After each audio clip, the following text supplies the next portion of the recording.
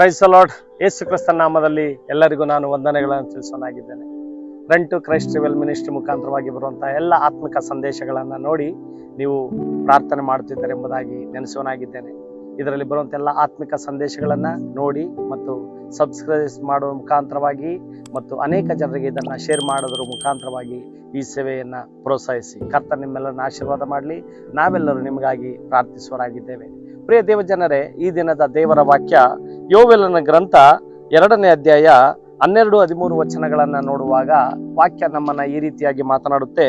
ಯೆಹೋವನು ಇಂತೆನ್ನುತ್ತಾನೆ, ಈಗಲಾದರೂ ನೀವು ಮನಪೂರ್ವಕವಾಗಿ ನನ್ನ ಕಡೆಗೆ ತಿರುಗಿಕೊಂಡು ಉಪವಾಸ ಮಾಡಿರಿ, ಅಳಿರಿ, ಗೋಳಾಡಿರಿ. ನಿಮ್ಮ ಬಟ್ಟೆಗಳನ್ನೆಲ್ಲ ನಿಮ್ಮ ಹೃದಯಗಳನ್ನು ಅರೆದುಕೊಂಡು ನಿಮ್ಮ ದೇವರಾದ ಯೆಹೋವನ ಕಡೆಗೆ ತಿರುಗಿಕೊಳ್ಳಿರಿ ಎಂಬುದಾಗಿ ವಾಕ್ಯದಲ್ಲಿದೆ. ಪ್ರಿಯ ದೇವಜನರೇ, ಹೌದು ಪ್ರಿಯ ದೇವಜನರೇ, ನಾವು ಇಷ್ಟು ದಿವಸಗಳ ಪಾಪದ ಲೋಕದಲ್ಲಿ ಜೀವನ ಮಾಡ್ತಾ ಇದ್ರಿ, ಪಾಪಿಗಳ ಸಹವಾಸ ಮಾಡ್ತಾ ಇದ್ರಿ, ಕಳ್ಳರ ಸಹವಾಸ ಮಾಡ್ತಾ ಇದ್ರಿ, ಮತ್ತೆ ಮೋಸ ಮಾಡುವವರ ಸಹವಾಸ ಮಾಡ್ತಾ ಇದ್ರಿ, ಮತ್ತು ದರೋಡೆ ಮಾಡುವವರ ಸಹವಾಸ ಮಾಡ್ತಾ ಇದ್ರಿ, ಮತ್ತೆ ಪಾಪದ ಕಾರ್ಯಗಳಲ್ಲಿ ನಾವು ತೊಡಗಿಸ್ಕೊಳ್ತಾ ಇದ್ರಿ. ನಾವು ನಿಜವಾದ ದೇವರನ್ನು ನಂಬಿದ ಮೇಲೆ, ನಿಜವಾದ ದೇವರ ದಾರಿಯಲ್ಲಿ ಬಂದ ಮೇಲೆ ಆತನನ್ನ ಆರಾಧಿಸುವಂತಹ ಜನರು ಯಾವ ರೀತಿಯಾಗಿರ್ಬೇಕೆಂಬುದಾಗಿ ನೋಡುವಾಗ ದೇವರ ವಾಕ್ಯ ಹೇಳುತ್ತೆ, ನಾನು ಪರಿಶುದ್ಧನಾಗಿರುವ ಪ್ರಕಾರ ನೀವು ಸಹ ಪರಿಶುದ್ಧರಾಗಿರಿ ಎಂಬುದಾಗಿ.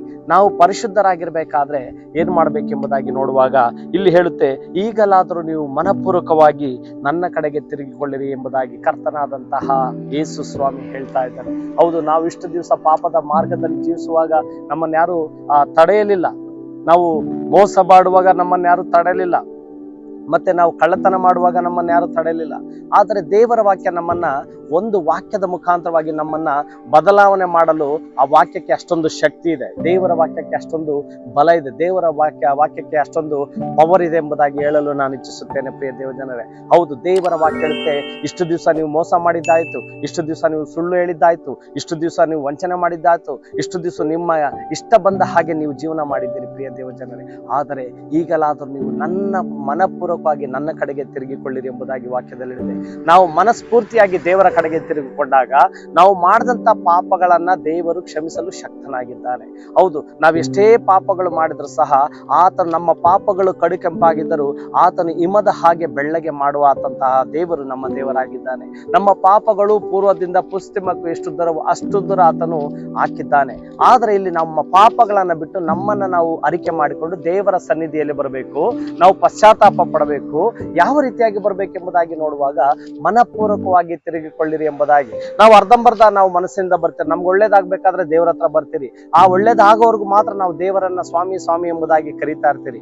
ಆದ್ರೆ ಆತನನ್ನ ಆರಾಧನೆ ಮಾಡ್ತಾ ಇರ್ತೀರಿ, ನಾವು ಶ್ರದ್ಧಾಪೂರ್ವಕವಾಗಿ ನಾವು ಭಯಭಕ್ತಿಯಿಂದ ದೇವರ ಆಲಯದಲ್ಲಿ ಕಾಣಿಸ್ಕೊಳ್ತೀರಿ. ಆದ್ರೆ ನಮ್ಮ ಕಷ್ಟಗಳು ತೀರಿದ ಮೇಲೆ, ನಮ್ಮ ಕಣ್ಣೀರು ತೀರಿದ ಮೇಲೆ, ನಮ್ಮ ಸಮಸ್ಯೆ ತೀರಿದ ಮೇಲೆ ನಾವೇನ್ ಮಾಡ್ತೀರಿ, ಮತ್ತೆ ನಾವು ಏನ್ ಮಾಡ್ತೀರಿ, ಬೆನ್ನಾಕಿ ನಾವು ಹೊರಟೋಗ್ತೀರಿ. ಪ್ರಿಯ ದೇವಜನರೇ, ಆದರೆ ದೇವರ ವಾಕ್ಯ ಹೇಳುತ್ತೆ, ನೀವು ಈಗಲಾದರೂ ಮನಪೂರ್ವಕವಾಗಿ ತಿರುಗಿಕೊಳ್ಳಿರಿ. ನೀವು ಪೂರ್ಣ ಮನಸ್ಸಿನಿಂದ, ಪೂರ್ಣ ಶಕ್ತಿಯಿಂದ, ಪೂರ್ಣ ಪ್ರಾಣದಿಂದ ದೇವರನ್ನ ಆರಾಧನೆ ಮಾಡುವುದಾದ್ರೆ, ದೇವರನ್ನ ನಂಬುವುದಾದರೆ, ದೇವರನ್ನ ನೀವು ಪ್ರೀತಿಸುವುದಾದರೆ, ದೇವರ ವಾಕ್ಯವನ್ನು ಕೈಗೊಂಡು ನಡೆಯುವುದಾದರೆ, ದೇವರು ನಿಮ್ಮ ಕುಟುಂಬದಲ್ಲಿ ಈ ರೀತಿಯಾಗಿ ಅಭಿವೃದ್ಧಿಯನ್ನು ಮಾಡಲು ಶಕ್ತನಾಗಿದ್ದಾನೆ. ನೀವು ಪರಿಪೂರ್ಣವಾಗಿ ನೀವು ತಿರುಗಬೇಕು. ಯಾವ ರೀತಿಯಲ್ಲಿ ನೀವು ಬರಬೇಕಂದ್ರೆ, ದೇವರು ನಿಮ್ಮ ಹಣ ಕೇಳ್ತಾ ಇಲ್ಲ, ನಿಮ್ಮ ಆಸ್ತಿ ಕೇಳ್ತಾ ಇಲ್ಲ, ನಿಮ್ಮ ಬೆಳ್ಳಿ ಬಂಗಾರ ಕೇಳ್ತಾ ಇಲ್ಲ, ನಿಮ್ಮ ವಸ್ತುಗಳು ಕೇಳ್ತಾ ಇಲ್ಲ, ನಿಮ್ಮದಿಂದ ಯಾವುದೇ ಪಾಲು ಕೇಳ್ತಾ ಇಲ್ಲ. ಅಂದ್ರೆ ದೇವರ ವಾಕ್ಯ ಹೇಳುತ್ತೆ, ನಿಮ್ಮ ಬಟ್ಟೆಗಳನ್ನೆಲ್ಲ ನಿಮ್ಮ ಹೃದಯಗಳನ್ನು ಅರಿದುಕೊಳ್ಳಿರಿ ಎಂಬುದಾಗಿ. ನಿಮ್ಮ ಪರಿಶುದ್ಧವಾದ ನಿಮ್ಮ ಹೃದಯದಲ್ಲಿ ದೇವರಿಗೆ ಒಂದು ಸ್ಥಾನವನ್ನು ಕೊಡಲು ಕೇಳ್ತಾ ಇದ್ದಾನೆ. ನಿನ್ನ ಹೃದಯದಲ್ಲಿ ದೇವರಿಗೆ ಸ್ಥಾನ ಕೊಡೋದಾದ್ರೆ ದೇವರು ನಿನ್ನ ಹೃದಯದಲ್ಲಿ ಬಂದು ನೆಲೆಸಲು ಶಕ್ತನಾಗಿದ್ದಾನೆ, ಮತ್ತು ನಿನ್ನ ಕುಟುಂಬದಲ್ಲಿ ಆತನು ಆಶೀರ್ವಾದ ಮಾಡಲು ಶಕ್ತನಾಗಿದ್ದಾನೆ, ನಿನ್ನ ಮಕ್ಕಳಿಗೆ ಆಶೀರ್ವಾದ ಮಾಡಲು ಶಕ್ತನಾಗಿದ್ದಾನೆ, ನೀನು ಮಾಡುವಂತ ಎಲ್ಲ ಕೆಲಸ ಕಾರ್ಯಗಳಲ್ಲಿ ದೇವರು ಆಶೀರ್ವಾದ ಮಾಡಲು ಶಕ್ತನಾಗಿದ್ದಾನೆ. ಹಾಗಿದ್ದಾಗ ಪ್ರಿಯ ದೇವಜನರೇ, ನಾವು ಮನಪೂರ್ವಕವಾಗಿ ದೇವರ ಕಡೆಗೆ ತಿರುಗಿಕೊಳ್ಳಬೇಕೆಂಬುದಾಗಿ ಈ ವಾಕ್ಯದ ಮುಖಾಂತರವಾಗಿ ಹೇಳಲು ಇಚ್ಛಿಸುತ್ತೇನೆ.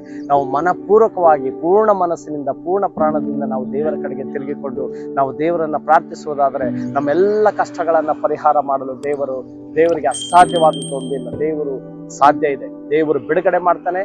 ನಂಬಿರಿ, ಪ್ರಾರ್ಥನೆ ಮಾಡಿರಿ, ಮತ್ತು ಇದಕ್ಕಾಗಿ ನೀವು ಉಪವಾಸ ಇದ್ದು ಪ್ರಾರ್ಥನೆ ಮಾಡಿರಿ. ಕರ್ತನ ಈ ವಾಕ್ಯಗಳನ್ನು ಆಶೀರ್ವಾದ ಮಾಡಲಿ. ಆಮೇನ್. God bless you.